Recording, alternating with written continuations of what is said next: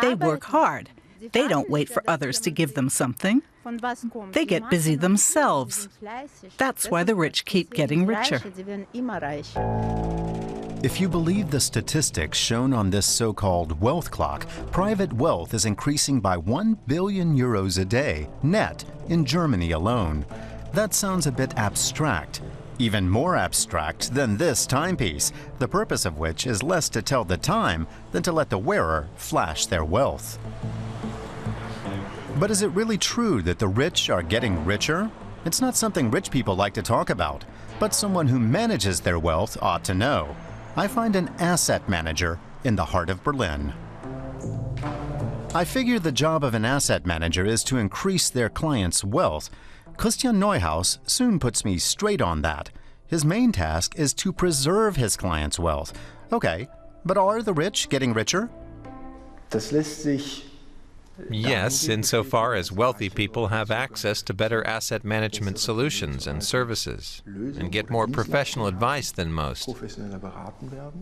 That lays the foundation for building up wealth on the assets side of the balance sheet. Building up wealth. So that's what you call it when the rich get richer. But the suitcase full of money is outdated. Wealth these days looks different. Try visiting any major car show. Luxury cars are getting faster, more luxurious, and ever more expensive. And yet, their sales are increasing worldwide. You could buy one for 2 million euros. Great news for car dealers. As conspicuous spending has been frowned upon, but it's very resilient. New markets are opening up and people seem to have the appetite to keep buying bigger, more expensive cars. So on the positive side, there at least seem to be more and more rich people getting richer. How do researchers explain this huge increase in the personal wealth of an ever-growing elite? There's been a series of political decisions over recent decades regarding taxation, and that's brought huge benefits for the wealthy. I think that's the main factor. And we're not just talking about individual income tax, but also a corporation tax that puts far less of a burden on companies. And in most industrialized countries, that's led to a significant increase of income and wealth at the very top. The makers of luxury goods have to come up with ever wackier ideas to get their hands on customers' dollars. Two multimillionaires who had originally agreed to an interview changed their minds when they heard precisely what it was about. But a third, Thomas Wiedling, was still willing to talk to me.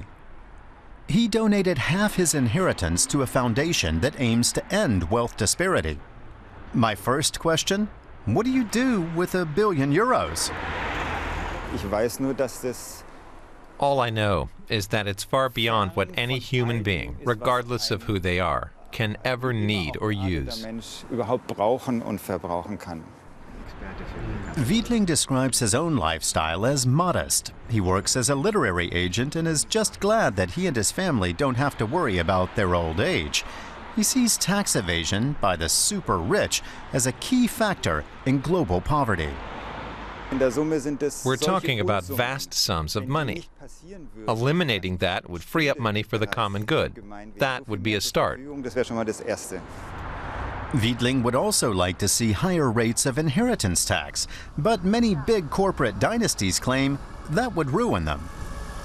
When it comes to inheritance tax in Germany, I've been told by well-known corporate attorneys who work for these companies that an inheritance tax of 15% would be no problem at all for any of these corporations.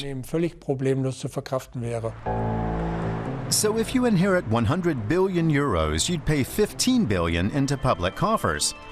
But what goes on in the heads of the super rich? Don't they eventually lose their appetite for status symbols? And at what stage can they even be classed as rich? You're rich when you can finance your lifestyle and expenditure through income from your assets, even after taxes, fees, and inflationary adjustments. Then you're genuinely rich.